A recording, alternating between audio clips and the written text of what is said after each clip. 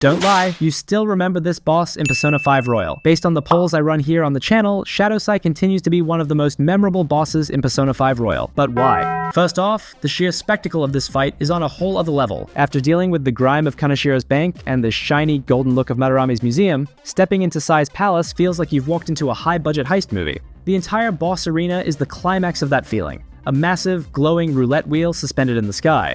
The aesthetic is perfect, and Whims of Fate is an icon that perfectly captures that slick, jazzy, high-stakes energy.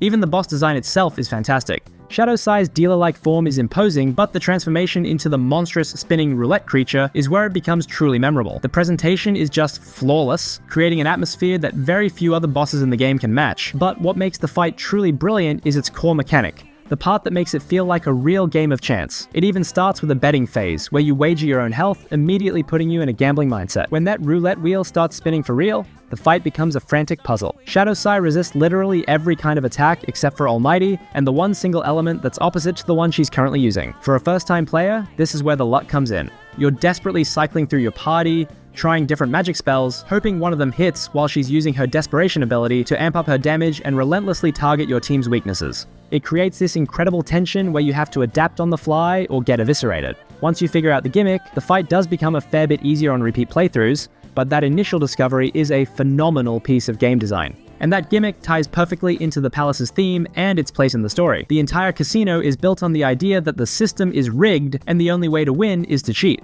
From the rigged dice games to the biased slot machines, the boss fight is the ultimate expression of that. The roulette wheel is her final defense, representing her cynical worldview that justice is just a game of chance unless you are the house. This fight is also the dramatic culmination of the game's entire flashback structure. The stakes feel impossibly high because you know this is the battle that leads directly to Joker's capture. By figuring out her pattern and forcing a win, you're systematically dismantling the entire distorted philosophy that led her to this point. And that philosophy is a direct commentary on the real world. Sae represents a powerful critique of a justice system that can become more obsessed with conviction rates and winning than with finding the actual truth. She's a compelling character because she's not inherently evil. She's a good person who has been so beaten down and corrupted by the pressures of her job that she's come to believe the only way to win a rigged game is to become a cheater herself. Her palace is a brilliant allegory for the burnout and cynicism that comes from fighting against a system that feels fundamentally stacked against you. Beating her feels so good because it's a symbolic victory against that kind of institutional pressure.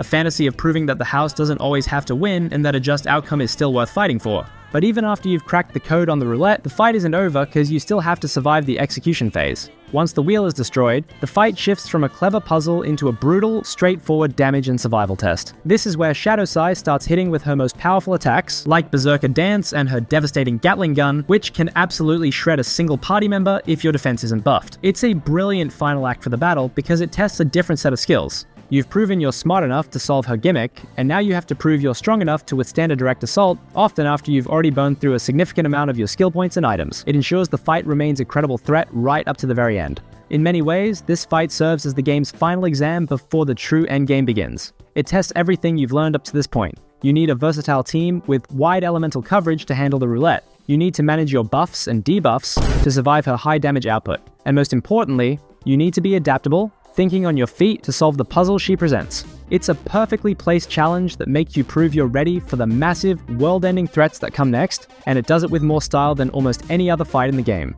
Ultimately, the Shadow Sae fight is a masterclass in presentation and design that perfectly balances a tense puzzle with incredible thematic weight. And if you'd like to see the worst boss in Persona 5 Royal, click the video on screen now.